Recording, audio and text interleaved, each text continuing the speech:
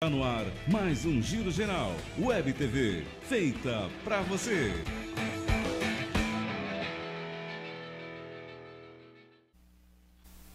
Olá, estamos no ar, mais um papo de sucesso hoje com uma atriz que já rodou esse mundão afora, Prudentina, que conhece o Brasil de ponta a ponta. Estamos com ela aqui, prazer te receber, Marilyn Nunes. Prazer é meu, Carlos. Eu quero que você conte um pouquinho da sua história. Gente, ela me mandou um currículo, eu falei assim, eu preciso de uma release sua.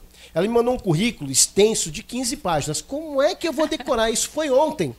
Então nós trouxemos ela e ela vai contar pra gente a história dela e eu vou aprender junto com vocês, beleza? Conta um pouquinho da sua história. Carlos, sou Prudentina, sou atriz, comecei no teatro muito cedo, com 13 anos. Eu falo que eu tenho a sorte, né, de ter nascido nessa cidade que me proporcionou assistir espetáculos do Brasil inteiro. Me apaixonei pelo teatro, fiz minha faculdade aqui, mas eu também sempre tive essa paixão pela cultura. Então eu fui para os Estados Unidos, logo após terminar minha faculdade. Eu fiz primeiro letras, né? E depois eu fiz teatro, aí fiz mestrado, doutorado, fui seguindo. Gente, é tanta história, peraí. Então eu quero conhecer como é que foi você aqui, Prudentina, a sua infância. Era uma menina peralta, você sempre gostou de... pega alguma coisinha para atuar com os amiguinhos. Como é que era na escola? Esse primeiro bloco aqui, gente, vamos conhecer ela, porque é tanta história, mas tanta história, que a gente precisa de uns 3 programas aqui, tá? 15 folhas de currículo. Como é que era você na infância? Não, na verdade, as pessoas acham assim que quem é do teatro é uma pessoa assim super extrovertida. Geralmente o pessoal fala assim: nossa, eu tenho um amigo que gosta de teatro, que tem tudo para ser artista, porque ele é um palhaço nas festas de família, né? E na verdade eu não sou assim esse perfil. Eu era muito tímida, super calada. Quando eu comecei a dar aula de teatro, aqui em Álvares Machado eu comecei a dar aula de teatro. Uma professora que foi minha professora quando eu era criança e estava sendo professora na mesma escola falou: o que você está fazendo aqui? Eu falei: sou professora de teatro. Você? Eu dei aula há 1 ano para você e nunca escutei tua voz. Eu era super calada, quietinha, tímida, tinha medo de falar, mas o próprio teatro é que me transformou. O Diego falou isso aqui quando eu entrevistei ele. Verdade? Verdade, ele falou a mesma coisa. Por isso também... agora eu sou professora também em universidade e a gente acaba formando outras pessoas que vão ser professores. E eu falo para os meus alunos, né, universitários, o teatro ele é super importante para a transformação humana. Às vezes a pessoa nunca vai subir num palco para fazer um espetáculo em si, ser um profissional, mas ela ter passado na infância, na adolescência, pelas artes teatrais, né, porque o teatro faz você se expressar e faz você ver o outro. Então trabalha a empatia, trabalha a coordenação motora, trabalha assim a sua coragem, né, e você conseguir assim e se descobrir no autoconhecimento. Então, quem tem essa possibilidade de vivenciar o teatro na infância e na adolescência, se torna um ser humano melhor. Essa é a grande importância, eu acho, do ensino do teatro nas escolas, por exemplo. E eu acho que o mais importante, eu acho que é a inserção à cultura, né? Lá fora, eu acho que a cultura é muito mais divulgada, tem muito mais cultura do que aqui no Brasil. Infelizmente, eu acho que está um degrauzinho abaixo ainda, né? Mas eu acho que as crianças deveriam de conhecer um pouco mais de cultura, né? Se interessar mais. Isso deveria realmente, como você está falando, partir da escola, da infância, né? Você acha que faz muita falta isso dentro da escola? Faz muita falta, mas nós estamos tendo um movimento muito forte, sabe, Carlos? Hoje, né? Olha, a gente apresentou aqui quarta, quinta e sexta, nós estávamos com um projeto do PROAC, que é do estado de São Paulo, né? Estado da Cultura. E nós passamos por 3 bairros descentralizados, que foi o João Domingos, Morada do Sol e Humberto Salvador. Justamente porque é nessas comunidades que a gente tem que ofertar para eles arte e cultura, né? A gente traz de novo a música do Cazuza, a gente não quer só... É Cazuza que canta essa música? A gente não quer só comida, a gente quer comida, não, diversão Titãs. e arte. Aí, ó. Titãs.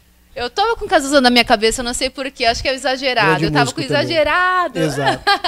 Sua vida é exagerada, né? Depois a gente vai falar isso no segundo bloco, a gente vai falar eu isso. acho que Cazuza veio pra mim por isso. A gente quer saber muita história. Gente, ela falou que tem umas histórias bem assim para contar lá de fora. E você estava falando desse projeto, vocês foram nos bairros, né? Eu acho que é importante isso, até numa forma de resgate das crianças, né?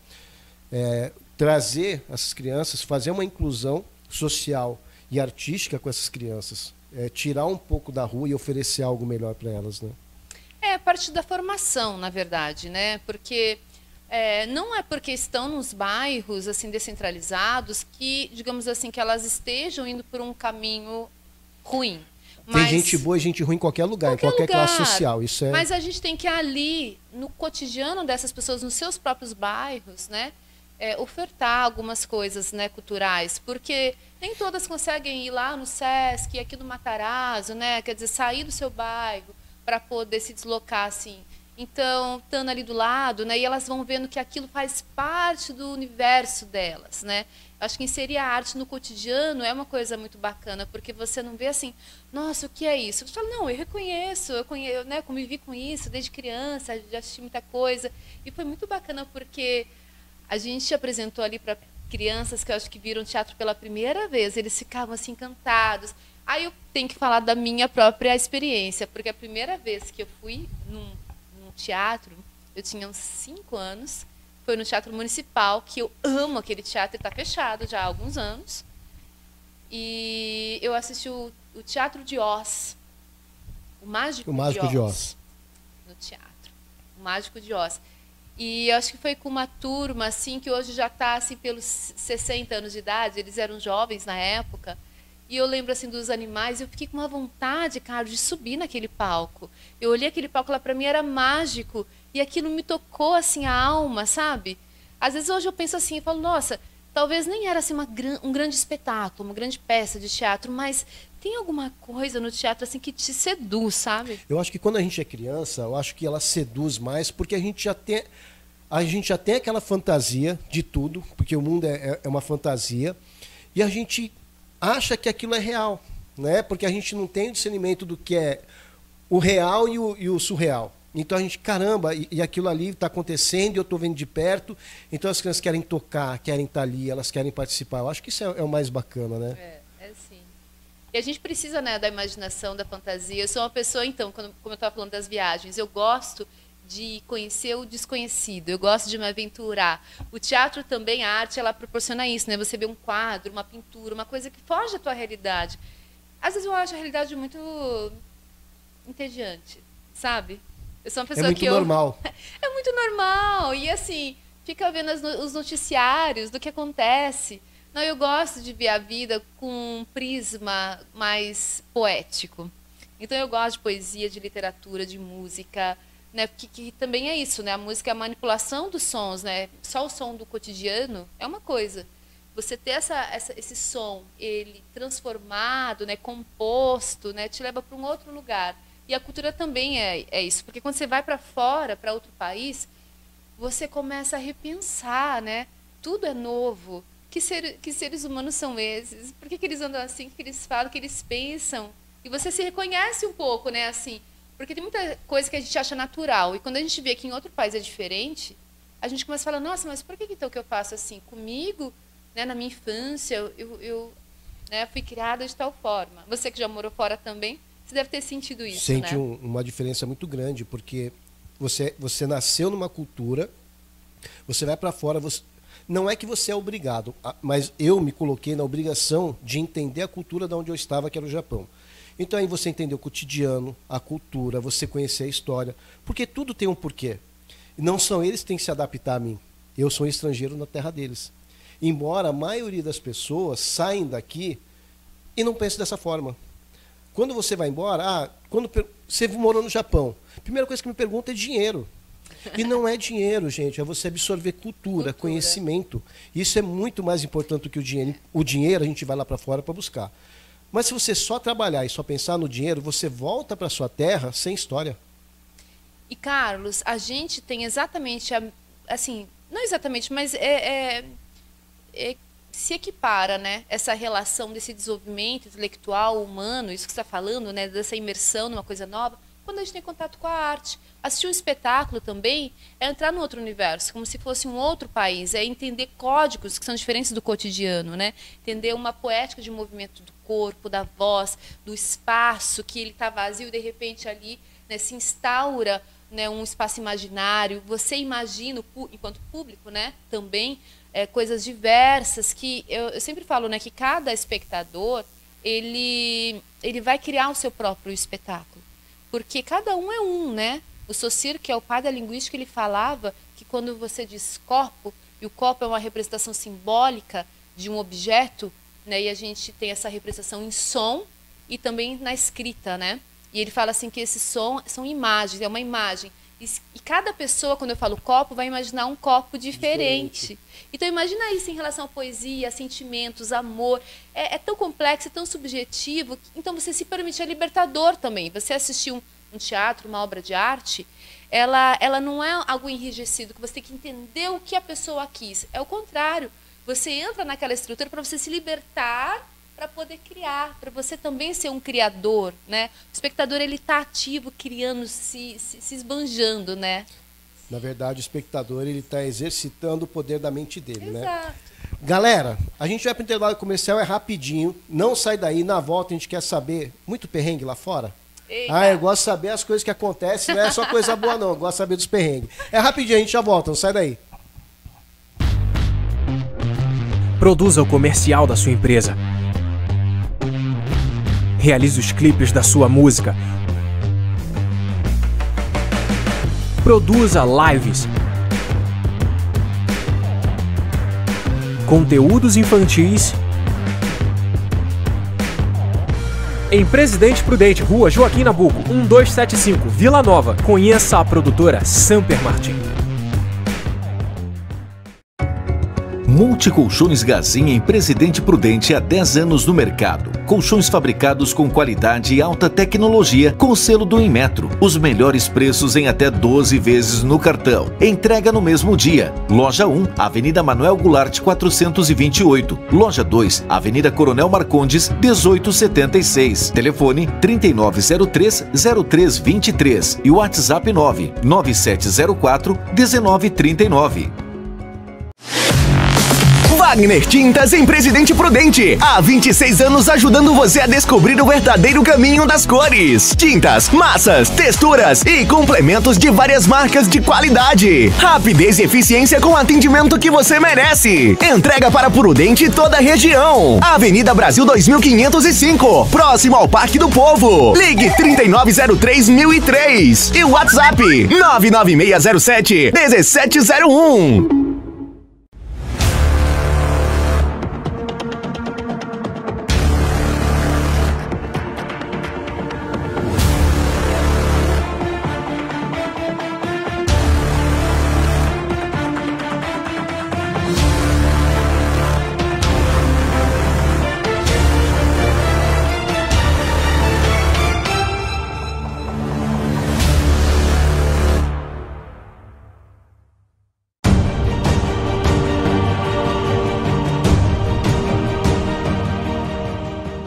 Olá, já estamos de volta e como eu falei, você já viajou para muito lugar. O que Viajei. eu quero saber, eu gosto de contar a história das coisas que acontecem mais loucas. Tem alguma história assim que fala, aconteceu isso comigo em algum lugar que eu nunca imaginei que aconteceu, você viu alguma situação?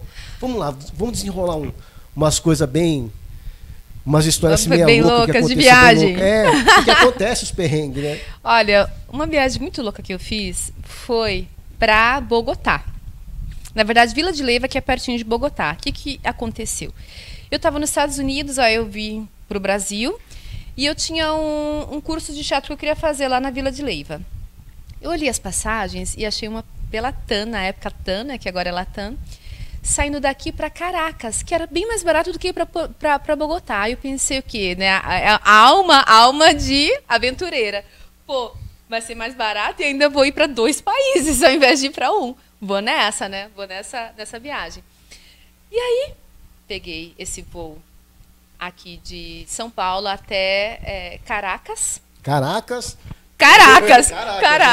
Na época estava o presidente Chaves. E, gente, eu cheguei em Caracas, assim, ia tomar um cafezinho que estava R$50. Aí eu falei assim, ia nos lugares, eu falei assim, de repente é um país que tudo que é serviço é caro, eu vou no mercado então. Fui pro mercado, caríssimo. Eu lembro que o cotonete, uma caixa, eu marquei isso para eu lembrar para contar histórias depois. custava R$150, uma caixa de cotonete. Nossa, o povo lá deve ter cera no ouvido até. Ou valentinha, né? Não, Meu Deus do céu. Eu sou super curiosa. Eu já entrei no ônibus perguntando pro pessoal, e aí, o que vocês acham do país? E todo mundo assim, ó. Eu falei, meu, aqui ninguém fala nada, estão achando que eu sou espiã, estrangeira e tal. Eu falei, já vi. Aí eu descobri que é o comunismo nesse sentido de ditadura, né? Aí eu falei assim, meu, eu não aguento ficar aqui nesse país. Eu ia pra cada hotel que eu ia, tinha assim um monte de barata passando, e era caro, era muito, realmente muito ruim. Tanto que teve um hotel que, assim, eu precisava tomar banho e não conseguia tomar porque não tinha condições. A água saía escorrendo da parede, assim, ó, Meu descia. Deus. E aí Era banho lagartixas? Pendurava lá, mais ou menos isso. E aí eu falei assim, vamos embora, vamos pra Colômbia que vou importar, que eu ia ficar, tipo, sei lá, 10 dias lá, fiquei 5. Eu falei, vamos embora. E fui assim, fui pra uma rodoviária e fui pegando os ônibus pra ir por terra. Até aí tudo bem, né? Peguei um ônibus que foi, assim, 30 horas, porque são montanhas. Quando, de repente, esse ônibus parou com tudo. Todo mundo desceu. E eu desci também. E era assim, um nada. E todo mundo entrando nos carrinhos velhos, caindo aos pedaços. E eu assim, o que está acontecendo? Aí eu escutei alguém falando assim, venha. E eu, gente, eu tenho que ir para algum lugar. Vou. Aí você pronto, tá indo, mas vou junto. Entrei nesse carro que até o banco... Ó, pra você ter uma ideia, tinha 3 pessoas na parte da frente. Onde que troca marcha era um outro banco. Meu e Deus. 4 atrás. Num carro caindo aos pedaços. Ainda bem que lá a gasolina era, tipo, R$3. Você enchia o tanque, né? Então, assim, as viagens eram baratas. Mas nós estávamos indo, né? E eu, meu Deus do céu, onde que eu tô indo? Onde eu tô indo?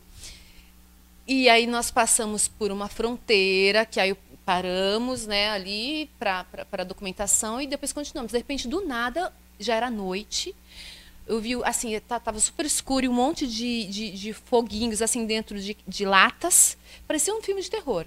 Eu comecei a olhar assim e falei, gente, isso aqui é um cenário de filme de terror. E ninguém vai falava acontecer? nada? Ninguém falava nada. Meu E, às vezes, Deus. aí o carro parou com tudo e saiu. Só tinha, assim, eu e uma outra pessoa de fora. O resto era todo colombiano. Eles lá falando espanhol, eu já entendia um pouco, né? Saí, só todo homem, né? Eu era a única mulher. Aí eu saí e fui falar... Háblame, que passa? Aí eles falaram assim, não, a gente está aqui porque esse ponto é super perigoso e nós estamos esperando vir mais carros para a gente passar de uma vez. Carlos, eu não tinha como ir nem vir. Eu tinha que só rezar para sobreviver. Eu descobri que era o ponto mais perigoso da América Latina inteira. Era esse ponto que eu estava. Mas porque era narcotráfico, alguma coisa assim? É porque então, tinha lá na Colômbia os paramilitares, toda essa coisa política. Para você ter uma ideia, eu vi crianças contrabandeando comida da Colômbia para a Venezuela. Então era um lugar assim, né, de fronteira, de muita coisa ruim. Mas tudo bem. Quando eu cheguei em Colômbia, eu estava no norte, eu estava em Santa Marta. Aí eu já fui para um hotel que custava baratíssimo e era maravilhoso, R$1,50 a cerveja. Eu falei, gente, cheguei no paraíso. E realmente tinha as praias caribenhas, assim, mudou completamente o ar. Aí desci, fui até Colômbia, fiz meu curso. Quando eu cheguei em Colômbia, eu descobri que eu tinha sido roubada. Roubaram minha bolsa com o passaporte. Eu falei, como que eu volto? Olha, mas assim, não sei o que aconteceu, conseguiram me localizar. Quem roubou minha bolsa conseguiu me localizar. Para pedir grana para devolver. Pra te vender as coisas que roubaram de você. Entendeu? Bacana. E eu assim, amigo, graças a Deus, obrigada pelo contato, porque eu tava fodida. Tipo, pode falar palavrão aqui? YouTube, né? Eu falei assim, eu tava fodida, ainda bem. Assim, sabe que você vira amiga da pessoa? Você fala, graças.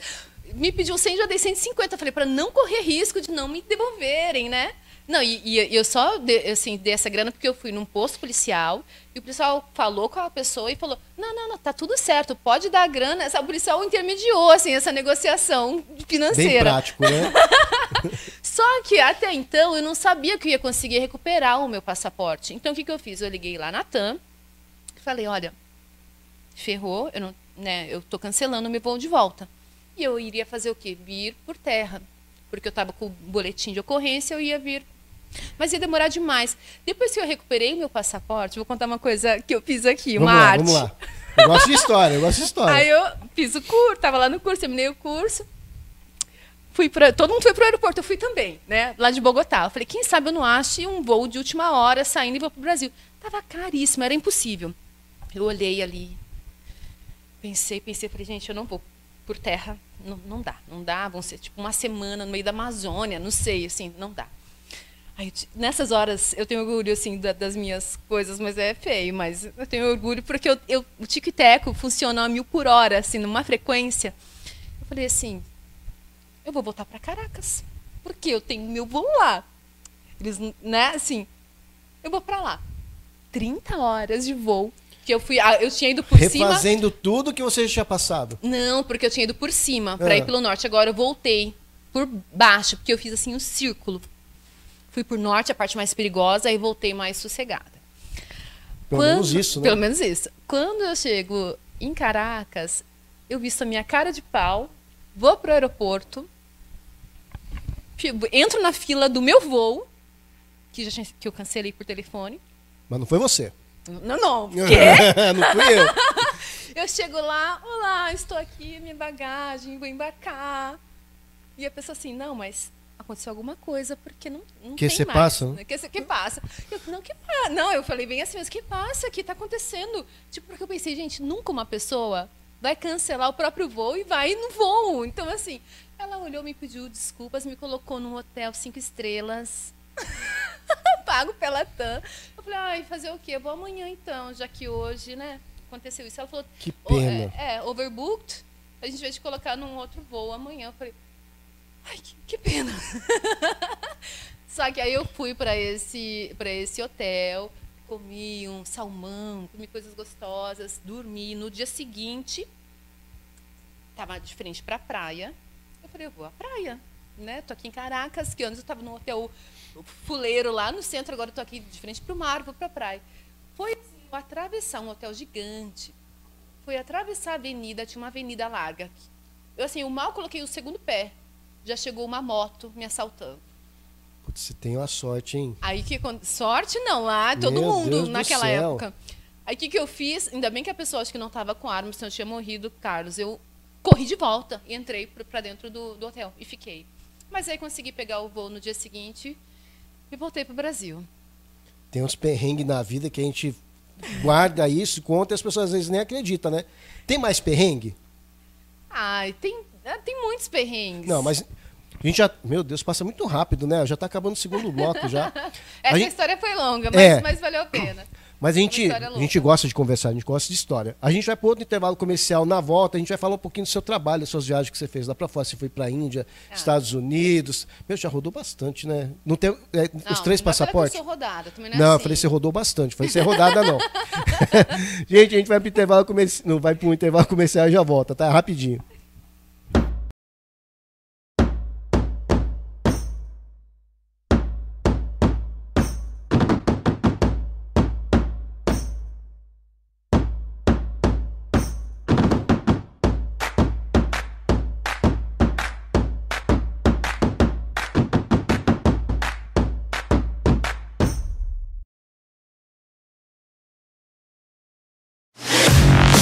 Wagner Tintas em Presidente Prudente. Há 26 anos ajudando você a descobrir o verdadeiro caminho das cores. Tintas, massas, texturas e complementos de várias marcas de qualidade. Rapidez e eficiência com o atendimento que você merece. Entrega para Prudente e toda a região. Avenida Brasil 2505, próximo ao Parque do Povo. Ligue 3903-1003 e o WhatsApp 99607-1701.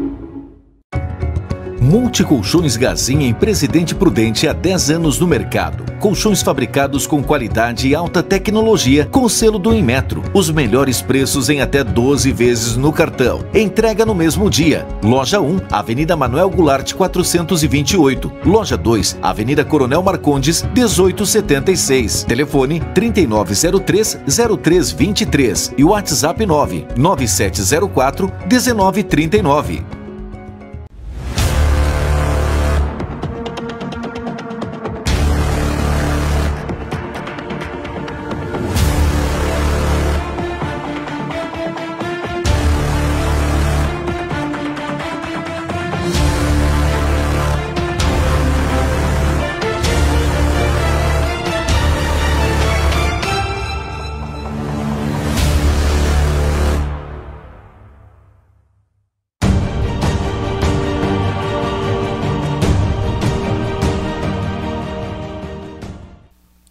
Falei que era rapidinho, já contou a história, já estava falando até de... Tem mais história aqui.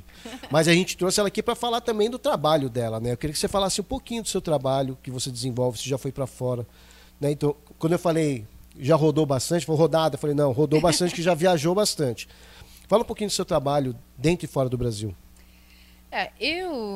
Carlos, eu sou da área do teatro e quando eu tinha 13 anos eu ouvi falar de um grupo que era assim, considerado um dos grupos mais importantes, um expoente assim, do teatro mundial, que é um grupo chamado Odin Theatre, da Dinamarca. E eu tinha 13 anos, sem um centavo no bolso, eu tinha até vergonha de falar, então eu guardei para mim, falei assim, um dia eu vou estudar lá na Dinamarca com esse grupo. Coloquei isso na minha... 13 anos, coloquei isso na minha cabeça. Guardei, segredo. Tipo assim, não vou falar pra ninguém, senão a pessoa vai achar que eu sou louca. Mas eu sei que eu vou. Anos depois, eu já estava com 23 para 24, eu cheguei lá na Dinamarca, na sede desse grupo, olhei e falei, cara, o que é a vida? Será que é porque eu coloquei na minha cabeça ou era o destino? Não sei. Mas não foi só a concretização de um sonho. Foi assim... Mas você saiu daqui e foi para lá do nada ou você fez um contato, você fez uma inscrição? Como é que funciona? Foi assim, eu estava nos Estados Unidos porque eu terminei a faculdade, fui para os Estados Unidos para ser... Era um intercâmbio de au pair. E aí, quando eu cheguei, a família que me hospedou perguntou para mim, Marilyn, você não tem um sonho? Marilyn. Não fala em português, não. Marilyn, do you have a dream? Qual o seu sonho? Aí você... Qual é o seu sonho? Aí, na hora, eu falei assim... É Dinamarca, né? Aí eu pensei assim, nossa, antes eu não ia porque eu não sabia inglês, não tinha dinheiro. Agora dá para eu juntar dinheiro e eu já sei inglês. Então eu vou, aí me inscrevi online e fui aprovada. E aí eu fui. Aí eu cheguei, então, aí guardei grana, paguei esse curso de 10 dias e fui para lá. Tenho uns mosquitinhos aqui no nariz. Já falei pro Sampaio. E aí o que acontece? Eu tive esse primeiro contato com esse grupo, mudou muito a minha cabeça. Eu voltei para os Estados Unidos, terminei meu intercâmbio, que tinha mais 1 ano e meio, e depois eu quis retomar o contato com esse grupo, né? E aí eu fui novamente para a Dinamarca, fiz um curso de 3 meses, intensivo, assim. Foi uma coisa louca, assim, teve gente que pirou, porque era assim, trampo de 15 horas por dia, treinamento físico, exaustivo. O pessoal acha que é moleza ser ator. Gente, vai fazer as coisas de verdade, né? E eram, assim, às vezes 10 dias seguidos, porque eles falavam que a gente tinha uma folga por semana, mas às vezes uma semana era na segunda, na outra semana era na sexta. Então eram 10 dias sem parar, e na nossa semana de folga a gente tinha que fazer compra, lavar roupa, e geralmente tinha uma peça de teatro lá para assistir e coisas. Então, assim, na verdade não era um dia de folga, né? Então todo mundo pirou, mas nós fizemos o nosso espetáculo e tudo. E aí eu tive contato mais próximo com esse grupo, mostrei um trabalho que eu estava fazendo já, um trabalho solo, e eles me aceitaram para eu continuar lá, só eu com o meu espetáculo solo. E aí eu consegui uma bolsa da Funarte, que agora, nesse momento, está extinta, espero que retorne, né? Mas nós tínhamos a Funarte, eu consegui uma bolsa, que é uma bolsa justamente de viagem, e eu fiquei lá. Isso foi em 2012, sabe? Então, eu fiquei até o final de 2012. Começo de 2013, estreiei em dia 13 de janeiro de 2013, isso, o espetáculo. Volto para Prudente, que eu sou prudentina, volto para cá. Aí, apresento aqui no FENTEP, no Sesc daqui, Sesc Termas. Depois, fiz uma temporada no Sesc Consolação em São Paulo, que me abriu, assim, muitas portas. Foram 2 meses. Num teatro que é muito considerado em São Paulo, que é um sonho para muitos artistas de São Paulo. E eu consegui pela qualidade do trabalho, mas essa qualidade também tinha o carimbo desse grupo dinamarquês, né? Porque eu sou uma das poucas brasileiras, e na verdade, até pensando em mundo todo, né? Sou uma das poucas pessoas que tiveram o trabalho direto com esse grupo. Tanto que tem livros que já escreveram que eu sou uma das poucas entrevistadas para falar sobre o legado desse grupo no mundo, que é um grupo que já está, assim, o diretor já tem 83, 84 anos, sabe? E são poucas pessoas que tiveram esse contato direto. Eu fiquei com eles em 2012, depois 2013, aí trouxe eles aqui para o Sesc Termas, em 2013. Eles apresentaram uma retribuição. Aqui. Não, porque eu sou uma pessoa, Carlos, que tudo que eu faço eu quero compartilhar com meus amigos prudentinos. Eu falei, quem que pode ir à Dinamarca? Né? Não, vou trazer a Dinamarca aqui. Exato. Entendeu? Então a gente fez um workshop, tudo com o apoio do Sesc e da Secretaria de Cultura, né, de Prudente. E foi muito bacana. Em 2016 eu lancei um livro que eu traduzi, que é deles, né? E fui fazendo assim muitas coisas. Aí eu comecei a fazer um outro espetáculo que eu ganhei um prêmio também chamado Miriam Muniz, que é um prêmio assim que é super difícil, que eram 4 projetos do Sudeste inteiro. E o Sudeste é onde mais tem concorrência e eu consegui esse prêmio de montagem. E aí, com esse prêmio, eu fui 4 anos seguidos para a Dinamarca. Então, eu ficava entre Dinamarca e Brasil. Dinamarca e Brasil. Em 2018, eu estreei o meu espetáculo. E esse espetáculo é o que eu uso para estudar, né, para dissertar sobre o que eu chamo de dramaturgia da atriz e do ator, né, a criação, num espetáculo solo, que eu defendi no meu doutoramento pela Unesp, pelo Instituto de Artes da Unesp de São Paulo. Deixa eu te fazer uma pergunta, por curiosidade. Quando fala em teatro, a gente às vezes vê teatro com várias pessoas no palco. É mais difícil trabalhar com muita gente ou solo? Olha, tudo é uma tem os seus curiosidade. prós e contras. Exato, mas... Porque os prós são... eu marco meu próprio horário. Quando eu tenho que viajar, que nem eu ia para a Dinamarca, eu já me apresentei na Índia. Eu digo no palco. Quando você está lá em cima do palco, você trabalhar com mais atores, ele se torna mais fácil ou o solo é mais fácil? Também tem prós e contras. Sabe por quê? Que nem eu estava agora apresentando um espetáculo que é um duo, que eu faço com um ator músico, né? O Alexandre Rosa, que é um músico da USESP, inclusive, que eu convidei ele para estar num espetáculo. Então, eu preciso ensaiar menos. É como se eu dividisse metade das funções, né? Então, eu sei assim, que às vezes você não está tão bem, o outro está lá segurando a cena, aí ele te chama para a cena, aí depois você chama ele.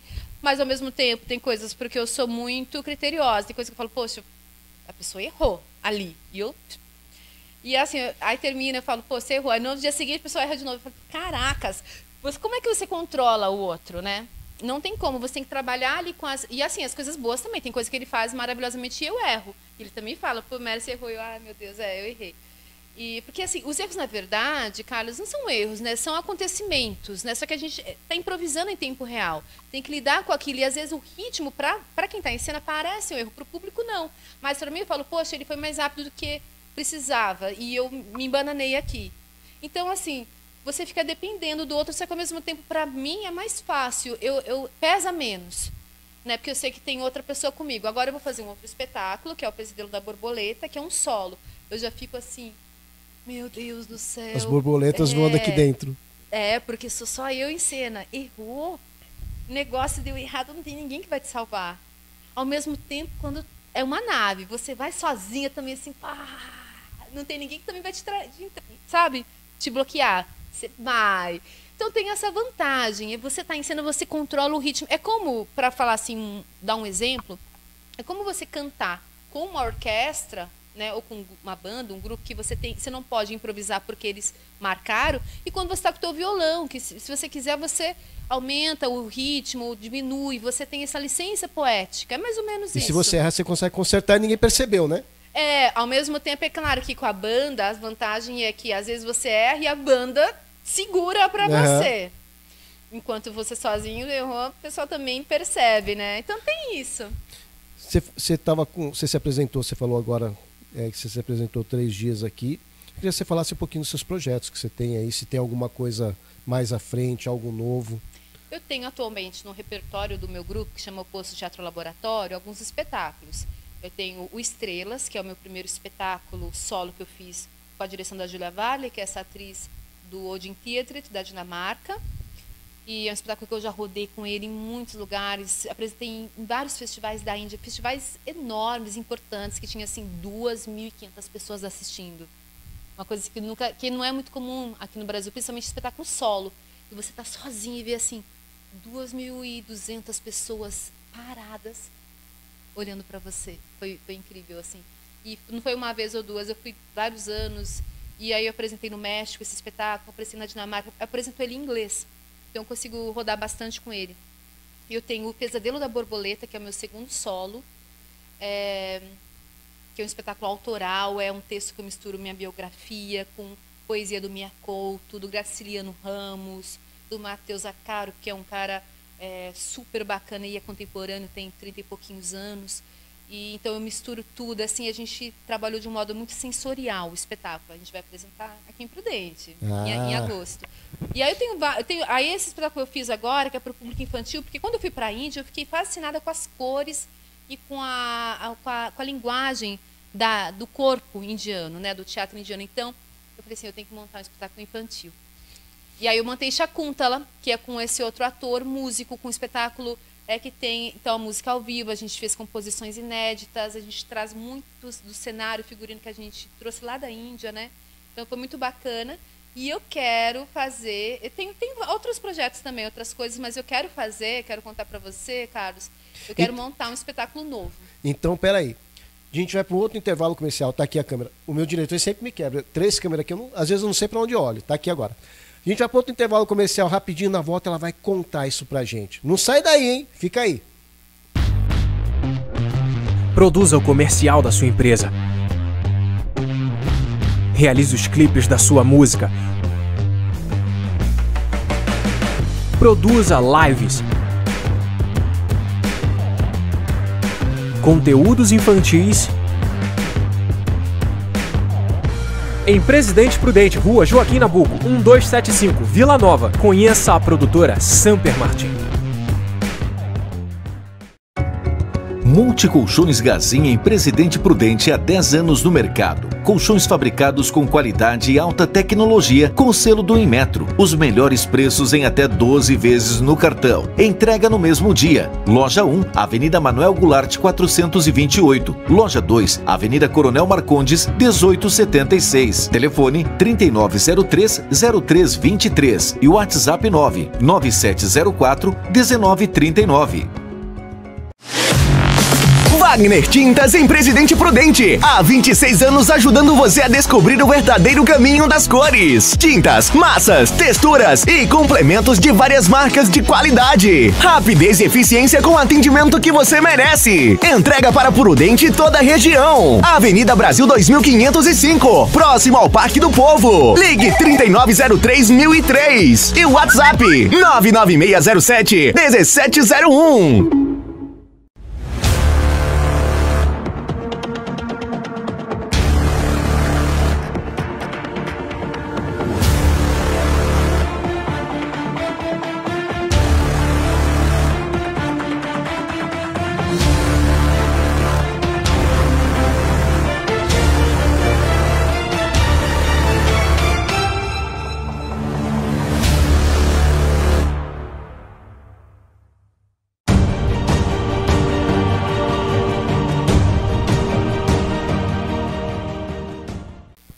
Eu falei que era rapidinho, a gente está de volta. Vamos falar sobre a Índia. Ai, meu as Deus. Cores, as coisas diferentes. Gente, a Índia foi, assim, transformadora para mim. A Índia é um país, mas é uma cultura, é uma coisa milenária. Eu encontro com a essência do humano, da humanidade. Parece que eu estava assim, sabe, se tivesse assim um buraco aqui no planeta, onde todo mundo saiu dele, para mim é a Índia. Caramba. E sabia que eles inventaram o número 0, né? Não. A medicina começou lá. Nossa, muita coisa é de lá. Tanto que até hoje, eles que fabricam vacinas, coisas que a gente recebe, eles são incríveis. E a parte cultural, Carlos, o que é fascinante é porque a gente, por exemplo, temos aqui no Ocidente uma referência que remete à Grécia, que a gente está falando aí de um pouco antes de Cristo, 300 antes de Cristo, 400 antes de Cristo. E Cristo tem o quê? 2000, né? E 21. Então, a gente está falando aí de 2000, no máximo 2.500 anos. A Índia, eles têm vivo culturas que têm mais de 5.000 anos. Você tem ideia? É muito tempo, é muita coisa que eles preservam. Eles preservam. Então, a gente encontra a essência de tudo, do humano, não é só da Índia, é da humanidade, do planeta Terra. Por isso que eu falo para as pessoas, gente, quando você for para fora, absorva a cultura, traga o conhecimento onde você estiver. É isso que você está falando. E lá ficou muito claro para mim uma coisa que aqui no Brasil, às vezes a gente não conecta, apesar de que a origem do teatro no Brasil, ela é bem conectada, que é o quê? Com a religião. Você sabe que os jesuítas, eles catequizaram, né, os indígenas usando o teatro. Então, teatro e religião estão relacionados desde sempre, em muitas culturas. Mas na Índia isso é muito mais expressivo. Eu ia assistir os espetáculos de teatro dentro dos templos. E todos os espetáculos são sobre a história do Krishna. Estou falando de espetáculos clássicos, tá? Indianos e hinduístas. Então a gente vai para um templo e eles fazem para os deuses. E tem as lamparinas e tudo é assim com uma devoção, como se fosse realmente um ritual. E a entrega do ator e da atriz, ela é assim imensa. O primeiro ano que eu fui, por exemplo, todo mundo filma lá tudo, né? Que nem no Japão também tem isso ainda da fotinha, da maquininha fotográfica. E lá os indianos todo mundo tá o tempo todo filmando. Tinha um ator que tinha uns 50 e poucos anos. Ele era um ator de Teian, que é um tipo de teatro, dança lá, que fazem assim, uns saltos gigantes e tal. Ele teve um ataque fulminante, cardíaco, e ele morreu em cena. E ele sabia que ele estava morrendo, ele não se desesperou, e ele foi até os instrumentos musicais e saudou, porque para eles os instrumentos assim, são... Sagrado. É sagrado. Né? O toque do coração, o som do coração, né? O som ali da batida. Então ele foi lá, relou nos instrumentos e depois morreu. Nossa. E todo mundo gravou isso. E eu fui no enterro, né, dessa pessoa, inclusive, lá e tal. E eu comecei a entender, Carlos, essa relação espiritual da arte. Isso, para mim, até hoje eu ainda estou processando, tá? Eu estou processando, isso mudou muito a minha percepção de vida, de arte, de teatro. E eu fico pensando o quanto que, às vezes, aqui no Brasil, por exemplo, a gente poderia estar integrando novamente isso, sabe? Fazer o teatro também estar, assim, não só... que tem muito, né, teatro que é uma crítica social, que é super importante também, né, informativo, literatura que a gente ensena, mas como também, assim, trazer ali a essência humana, né, as nossas crenças, os nossos deuses, lá eles incorporam mesmo os deuses, sabe? E por que no Brasil ficaria difícil ou é difícil fazer isso? A gente tem uma segmentação imensa, tanto a religião se apartou do teatro, quanto o teatro acha que tem que ir contra tudo que é establishment, né? Tudo que já está estabelecido. Eu falo porque eu era, olha, uma informação de quando eu era mais nova, ali, quando eu era adolescente. Como a gente quer saber. Eu era da Assembleia de Deus, eu era evangélica. Não, mas daquelas que não cortavam o cabelo, não passavam maquiagem, nada, bem tradicional, desde criancinha. Meu avô era pastor de família, assim, sabe? E eu rompi aos 14 anos com a igreja porque eles me criticavam demais, porque foi quando eu comecei a apresentar peças de teatro. Então, eu fiquei assim, era uma paixão tão forte. O teatro, eu falava assim, não é possível que eu não possa também estar na religião nesse sentido. E, ao mesmo tempo, eu agora, enquanto professora de universidade, eu encontro alunos que falam, olha, eu comecei a universidade, mas ali os professores colocavam coisas para a gente que feria alguns dos meus princípios. Por exemplo, exposição corporal. E, assim, eu nunca fiquei nua, nunca beijei em cena, Carlos, porque teatro, arte, não é televisão, não é novela, não é filme. Sabe, você não precisa fazer uma coisa literal. A gente trabalha muito com o simbólico, com a poesia. Então, eu nunca precisei me expor. Mas, às vezes, acontece num curso, porque a gente não consegue controlar. As pessoas dão curso de 1000 coisas, tem todo tipo de profissional. E, às vezes, eles falam assim, não, fica todo mundo nu, sei lá, para uma peça. E tem aluno que fala, olha, isso eu não faço. E eu nunca mais quis fazer teatro. Então, assim, tem essa... Eu acho que tem uma peça com homens que eles ficam nus. Eu não sei o nome da peça. Tem muitas. E gera até um impacto muito grande com o público, né? Porque eles vão assistir a peça sabendo o que vai acontecer. Mas eu acho que quando acontece é algo tão forte que as pessoas ficam impactadas com aquilo. Então não dá para qualquer pessoa assistir, na verdade, né? E também qual é o propósito? Não é muito esse tipo de arte teatral com a qual eu me conecto. Hoje também está muito em voga, está assim, fazendo burburinho no Brasil, o teatro pornô. Sabia? Não. Eu assisti, tem uma atriz chamada Janaína Leite, em São Paulo, que ela está sendo assim uma representante, ela está inaugurando isso. E ela começou um espetáculo que chama Sabbath Mater, que ela estreou há alguns anos, que ela traz a mãe dela para a cena e ela fala de algumas questões, e ela fez encenações filmadas com um ator pornô mostrando os órgãos e tudo, e ela projeta isso e, com a mãe dela assistindo, e ela fala sobre feminismo e, enfim, várias coisas. Mas, sinceramente, não me atrai. Assim, eu respeito, achei assim, olha que coragem, ela traz uns tabus ali que talvez sejam importantes para algumas pessoas e para ela. Cada um tem um segmento, um caminho, né? Teatro é que nem dança. Tem gente que fala assim, eu gosto de teatro, eu não gosto. Eu falo, mas gente, tá, é como se você escutasse assim, um heavy metal pesado e falasse que não gosta de música.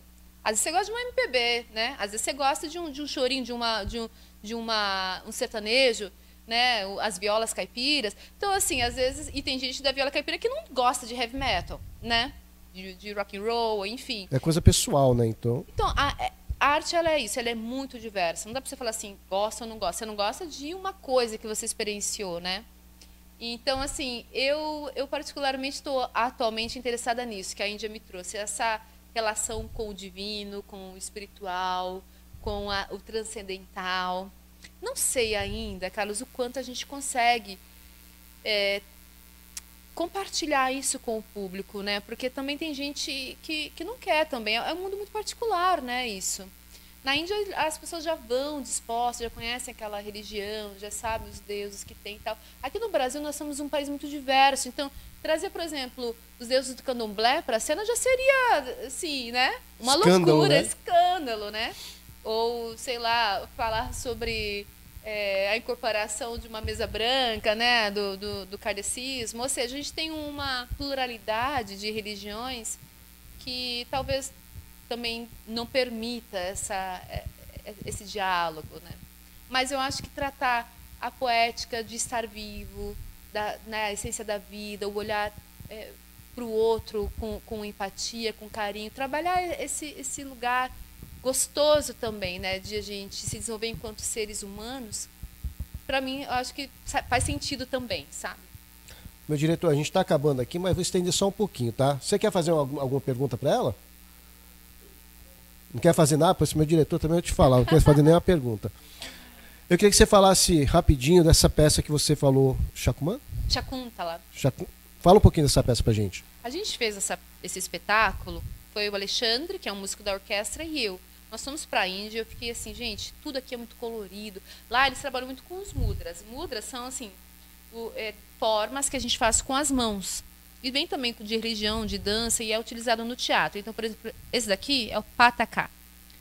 E a gente tive que aprender, tá? Sânscrito, Prakriti, Malayala, que são as línguas lá do estado que eu estava. O sânscrito é mais antigo, o Prakriti é o meio termo, o Malayala é a língua atual. Mas as literaturas às vezes estão lá na língua antiga. Então a gente tem que aprender. Pataka, Mudrakya, Kataka, Musti, Katarimukam, Sukatundam, Kapitakam, e assim vai. São 24 mudras. E a gente faz coisas com esses mudras. Por exemplo, esse mudra aqui, ó, eu posso fazer uma abelhinha voando. Eles trabalham, e a gente trouxe isso para o Shakuntala, de um modo muito poético, onde não tem muito cenário. É visualização. Eu dou algumas umas indicações para o público de modo muito poético. Como assim poético? Eu não pego uma abelhinha e trago. Então, quer dizer, eu faço um desenho com a minha mão que todo mundo está vendo. É muito escancarado, sabe, Carlos? Tipo, gente, o que a gente está fazendo aqui é teatro. Não é realidade. Eu não vou trazer um cenário realista. Aqui é teatro, eu preciso que você, público, imagine. Cada um vai imaginar aquele negócio que a gente falou do Saussure, né? Cada um vai imaginar a sua própria abelhinha, que nem o copo lá. Cada um imagina a sua própria abelhinha, né? Então, eles trabalham muito com os mudras ao passar do tempo. É esse daqui. E tem toda também a questão do rosto. Amor. A expressão fala muito, né? Ah, você é bom nisso, hein? E olha que nem fez treinamento lá. Fiquei 1 ano lá na Índia para aprender a fazer isso. Tivesse vindo aqui primeiro, pô. Não precisava nem ir para a Índia. Pô, Diego, salva um pouco de grana, né? Pois é. E aí nós montamos esse espetáculo, porque eu falei assim, ó, isso aqui, apesar de toda a poesia, no espetáculo adulto acho que não vai rolar. Aí eu peguei o Shakuntala, que é faz parte do Mahabharata, que é uma literatura epopeia indiana, que é conhecida no mundo inteiro. E eu peguei um episódio, que é o Shakuntala, que também é um espetáculo que ficou famoso no mundo inteiro. Muita gente fez esse espetáculo. Na Europa, eles montam muito, e é espetáculo para teatro adulto. E eu transformei ele em infantil. Sabe por quê? Eu falei, olha, é uma princesa, a Shakuntala, ela é criada pelo pássaro Chacun. Olha o mudra do pássaro. Com as duas mãos, né? Estou fazendo com uma mão só, mas... E aí ela foi abandonada na beira do rio. Mesma história de Moisés. A gente tem essas histórias na nossa cultura também. Só que aí os pássaros acham e cuidam dela. E ela cresce no ashram, que é a floresta, uma floresta remota, um lugar assim dos sages estarem lá. E aí o sage Kanva, cria ela. E quando ela cresce, está passando por lá um rei, o rei do Shanta, que olha para ela e se encanta com a beleza dela. E faz o que a gente vai ver em muitas histórias da literatura indiana, que é o quê?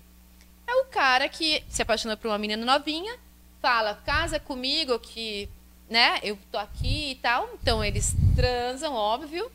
Ela fica grávida e ele faz o quê? Vai embora. É o famoso malandro brasileiro. É do mundo inteiro, é homem, né? Nada contra, tá, Carlos? Mas assim. E aí ele fala, não, eu tenho que voltar pro meu reino, que ele me aguarda, tenho que fazer umas coisas lá, depois eu volto, tenho que te buscar. E não volta. E na história, eu fiz toda uma pesquisa desse texto. Na história original, foi pilantragem mesmo dele, e ele não volta. E ela vai lá no reinado com o filho, e ele fala assim, nem te conheço, não sei quem você é, você tá louco, você acha que eu, um rei, vou casar com uma plebeia como você? Vai lá no programa do Ratinho, faz DNA, a prova que é meu. Mais ou menos isso. Só que aí teve um dramaturgo do século V que foi contratado para refazer essa história, e aí ele inventa uma coisa que é assim, o rei, a Chacun já estava lá no ashram, e chegou um outro sage que quis falar com ela e achou que ela destratou ele, porque ela estava apaixonada. E aí ele lança uma maldição, porque na Índia tem isso. Se alguém lançar maldição para você, já era. Aquilo vai acontecer. A não ser que você consiga fazer a pessoa desfazer. E aí ele falou assim, olha, que quem está, né, falou para a Shakuntala, no seu pensamento, que ele te esqueça. Essa é a minha praga para você. Ele vai te esquecer, não vai lembrar mais. Aí alguém fala com ele, nossa, coitada, pelo amor de Deus, não faz isso com ela. Ele, tá. Olha, então vamos fazer assim. Ele deixou um anel, porque ele deixou um anel lá com ela, sabe? Como uma prova de amor. Se ele encontrar esse anel de novo, ele vai lembrar. Vou fazer isso. A Shakuntala, no caminho para o reinado, né, para o palácio, ela vai sentir água. E o anel era do rei, que ele é um homem, o anel maior. A água escorrega, ela perde o anel. Aí um peixinho encontra e come. Aí, tempos depois, um pescador fisga o peixe e acha o anel e entrega para o rei. O rei, então, se lembra e vai atrás dela e encontra e assume ela e leva ela para o palácio e ela se torna uma rainha. Quer dizer, na verdade, essa história aí do anel e do rei se lembrar foi o que a gente chama de uma emenda moral que colocaram, né? Quando o Kalida aqui monta essa história no século V, ele adiciona isso para justificar a pilantragem do rei, é para justificar uma moral ali, né? Que a gente está também trabalhando bem nessas vertentes das morais, dos vícios, que Aristóteles também traz, né? Isso nos textos dele. Só que, assim, é um texto que o filho dele é o Bharata. As crianças brincam muito, porque a gente fala assim, Bharata, meu filho veio ao mundo, que é o nome do filho, e aí eles lembram do inseto baratinha, mas, na verdade, Carlos, Bharata é o nome original da Índia, sabia? Índia não é chamada Índia, é pra gente do Ocidente. A gente chama aquele lugar de Índia. Mas, na verdade, o nome deles é Bharata. Bharata. Com BH é Bharata. E aí o filho deles é o exemplo de um homem muito importante. O exemplo da nação se chama Bharata. E a Shakuntala, ela é o símbolo da mulher que tem aquela força, aquela honestidade, aquela mãe, né? A mulher, ela perdoa. Bom, apesar de que, assim, pelo amor de Deus, vamos perdoar não, né, gente? Nem tanto, né? Nem tanto, mas ela perdoa, ela se mostra superior ao homem. Porque a mulher, ela é superior ao homem, não é, Carlos? A gente dá luz, o homem não conseguiria nem parir. Verdade. Não, brincadeiras à parte, não, mas é uma história sobre o Shakuntala, sobre essa mulher. A mulher, ela é muito mais forte que o homem. É verdade, isso é verdade. Tanto é que Deus fez a mulher para parir porque o homem não aguentaria. O homem não aguenta uma dor de dente. E digo mais, se o homem menstruasse, eu tenho certeza que seriam 5 dias que os homens não iriam trabalhar por mês. E além de tudo, eles iam falar assim, fazer o quê? Deus me fez assim? Pois é, mais ou menos isso.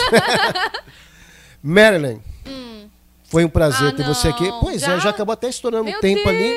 Mas antes de encerrar, eu queria que você deixasse um recado para as pessoas que estão em casa, né? Falasse, se você fizesse um convite para a arte, para o teatro, para te conhecer melhor.